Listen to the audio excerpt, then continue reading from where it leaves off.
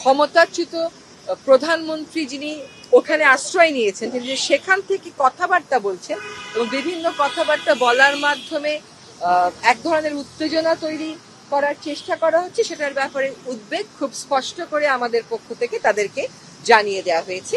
ভারতীয় সচিবের সাথে যে প্রধান উপদেষ্টার বৈঠক হয়েছে, সেখানে আমাদের পক্ষ থেকে এবং তাদের পক্ষ থেকে বারবার তারা বলেছে যে তারা বাংলাদেশের সাথে দ্বিপাক্ষিক যে সম্পর্ক এটা এগিয়ে নিতে এবং আরো জোরদার করতে আগ্রহী। তারা জুলাই এবং আগস্টে যে বিপ্লব হয়েছে এটা তারা মনিটর করেছেন, তারা দেখেছেন, তারা অবগত। আমাদের পক্ষ থেকে তাদেরকে বলা হয়েছে যে আমরা সার্ককে শক্তিশালী ভূমিকায় দেখতে চাই।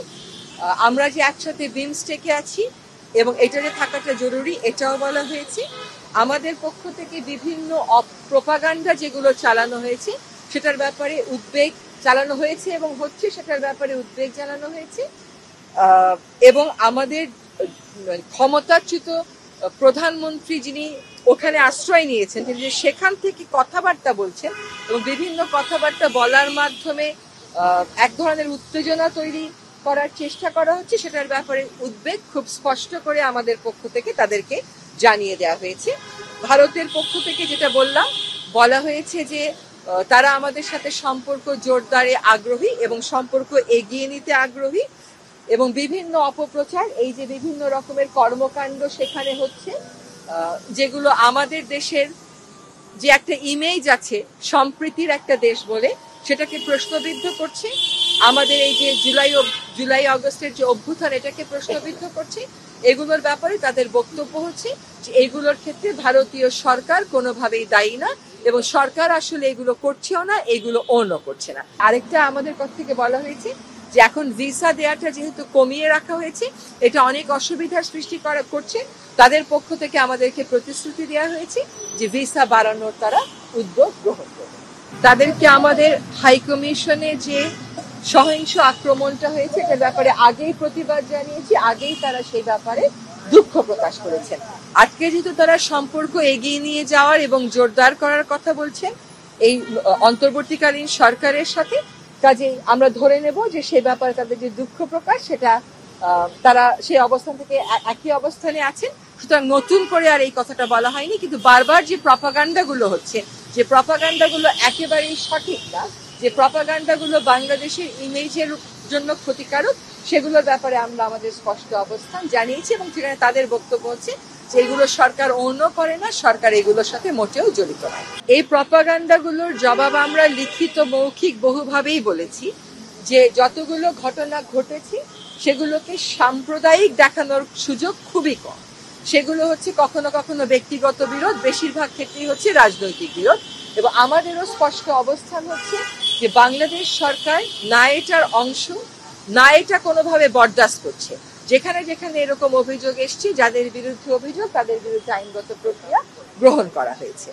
এবং এই প্রেক্ষিতে ভারতীয় যিনি সচিব তার পক্ষ থেকে বলা হয়েছে যে বিভিন্ন কারণে যে আমাদের সম্পর্কের মধ্যে একটা মেঘ এসছে, এই মেঘটা দূর করতে হবে এবং এই মেঘটা আমরাও বলেছি দূর করতে হবে, তারাও বলেছেন দূর করতে হবে। এবং আমরা একই সাথে তারা এবং আমরা একমত হয়েছি যে আমাদের পারস্পরিক স্বার্থ সংশ্লিষ্ট আরো অনেক বিষয় আছে, যেমন জলবায়ু পরিবর্তন, সেগুলো আমাদের একসাথে কাজ করার অনেক সুযোগ রয়েছে। এবার নির্বাচনের প্রশ্নে আমরা স্পষ্ট অবস্থান বলেছি যে আমাদের নির্বাচন অবশ্যই ফ্রি হবে, আমাদের নির্বাচন অবশ্যই ফেয়ার হবে এবং একটা গণতান্ত্রিক দেশের দিকে যাত্রা শুরু করার জন্য বর্তমান সরকার বদ্ধপরিকর। এ বিষয়ে সকলেই আমাদের পাশে থাকবেন, আমাদেরকে সহায়তা করবেন এবং একসাথে কাজ করে যাবেন বলে তাদের প্রতিশ্রুতি ব্যক্ত করেছে। বাংলাদেশের জন্য এটি একটি ঐতিহাসিক ঘটনা, কারণ আমরা কেবল বাংলাদেশে যে সমস্ত ইউরোপিয়ান দূতাবাস আছেন তাদের সাথে কাজ করি, কিন্তু আজকে এই অনুষ্ঠানে দিল্লিতে আছেন এমন অনেক রাষ্ট্রদূত এবং প্রতিনিধিরা উপস্থিত ছিলেন। ফলে বাংলাদেশের ইতিহাসে এমন এর আগে কখনো হয়নি যে ইউরোপিয়ান ইউনিয়ন একটা ইউনিয়ন হিসাবে এত রাষ্ট্রদূত নিয়ে, এত প্রতিনিধি নিয়ে কোন সরকার প্রধানের সাথে আলোচনা করতে এসেছেন বলে। সেটা বাংলাদেশের এই যে নতুন বাংলাদেশের যাত্রা, সেখানে একটা বড় ইতিবাচক ভূমিকা রাখবে বলে আমরা অবশ্যই বিশ্বাস করি। আমাদের পক্ষ থেকেও কিছু কথা বলা হয়েছে, তাদের পক্ষ থেকেও কিছু কথা বলা হয়েছে। বাংলাদেশের পক্ষ থেকে যে কথাগুলো বলা হয়েছে তার মধ্যে হচ্ছে যে বাংলাদেশ এখন স্বল্পোন্নত দেশ থেকে উত্তরণ ঘটাবে, সেক্ষেত্রে আমাদের কিছু বাণিজ্য সুবিধা ইউরোপিয়ান মার্কেটে প্রাপ্তির ব্যাপারে আমরা আমাদের কথাগুলো বলেছি।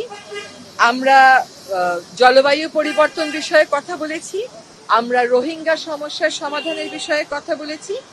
তারা আমাদেরকে মানবাধিকারের বিষয়ে জানতে চেয়েছেন, নির্বাচন নিয়ে কথা বলেছেন, শ্রমিক অধিকার নিয়ে কথা বলেছেন। সেগুলোর উত্তরে আমরা তাদেরকে জানিয়েছি যে প্রত্যেকটা বিষয়ে প্রক্রিয়া অব্যাহত রয়েছে।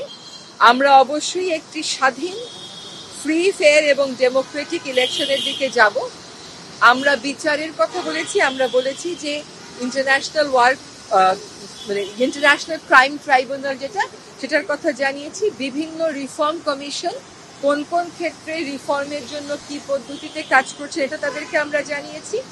তাদের বক্তব্য ছিল শ্রম অধিকার বিষয়, সেখানেও আমরা তাদেরকে বলেছি সেখানে একটা কমিশন হয়েছে এবং বাংলাদেশ যাতে আর চিপ লেবার এই কথাগুলো আমাদেরকে শুনতে না হয়, বরং শ্রমিক স্বার্থ যাতে সুসংহত থাকে সেটার জন্য যে এই কমিশনের মতামতের ভিত্তিতে আমরা ব্যবস্থা গ্রহণ করব সেটা আমরা জানিয়েছি।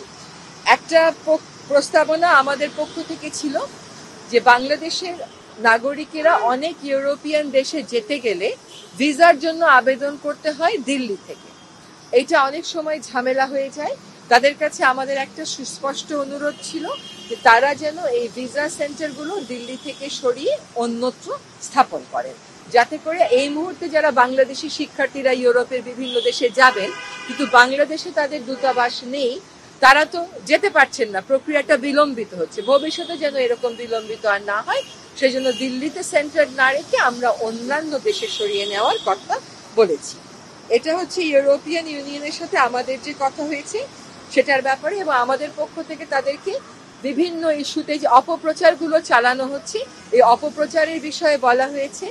কেন জুলাইয়ের এই বিপ্লব হলো, সেই বিপ্লবের আকাঙ্ক্ষাটা কি, সেই আকাঙ্ক্ষা ধারণ করে জাতীয় ঐক্য গড়ার যে একটা প্রক্রিয়া শুরু হয়েছে বিভিন্ন বিষয়ে, সে বিষয় সম্পর্কে তাদেরকে জানানো হয়েছে।